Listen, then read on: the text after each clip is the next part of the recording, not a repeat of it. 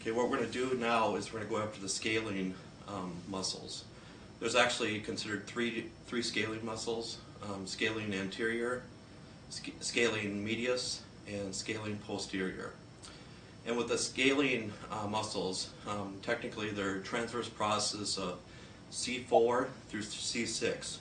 So the way that you actually want to locate the scalenes is actually elevated.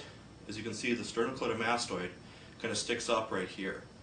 So you're going to, for the scalene trigger points, you actually want to go underneath the sternocleidomastoid. Make sure it's always the posterior side, make sure it's not the anterior side. And if you have a hard time finding the sternocleidomastoid, lift it up even more. As you can see, it'll stick it up. Also, you can have them contract that region too.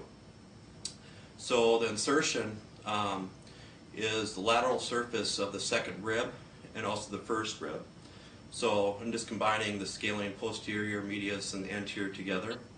So it will actually start in this region and go down to the first to second rib there. The action is it elevates first, second rib. So with breathing wise, it actually, if somebody has problems breathing, a lot of times they'll actually get really tight in that region. And there's actually a thing called thoracic outlet syndrome, and it can be either the scalene muscles or the pec minor that could actually get impinged and actually shoot pain down the hand all the way to the last two fingers for the referral. But that's for nerve-wise, so the brachial plexus region right in here. So with the scalene trigger points, there's technically 6 of them. So you always want to make sure you go really slow. So always watch your reactions when you're actually performing this technique. So just go really slow. And actually communicate a little bit more with them too. So it's not like a Swedish massage where it's nice and relaxing. You're actually here for a purpose to try to get rid of their pain.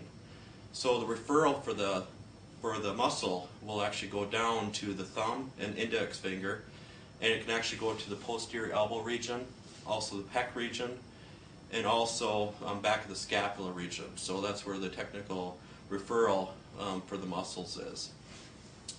So you can actually sometimes feel a ropey band right behind the sternocleidomastoid right here.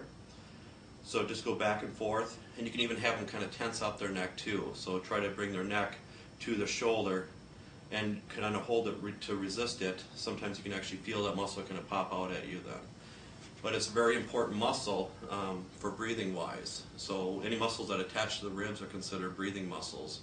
So make sure you concentrate on those then.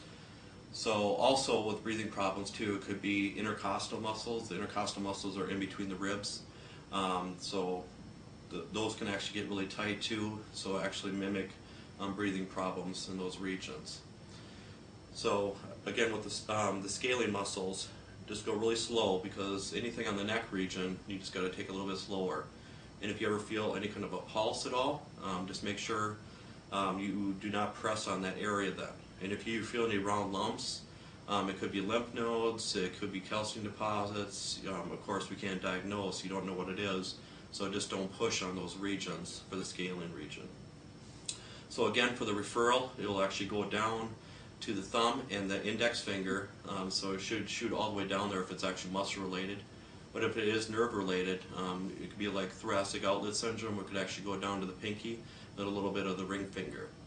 So just make sure you don't mix those two areas up then.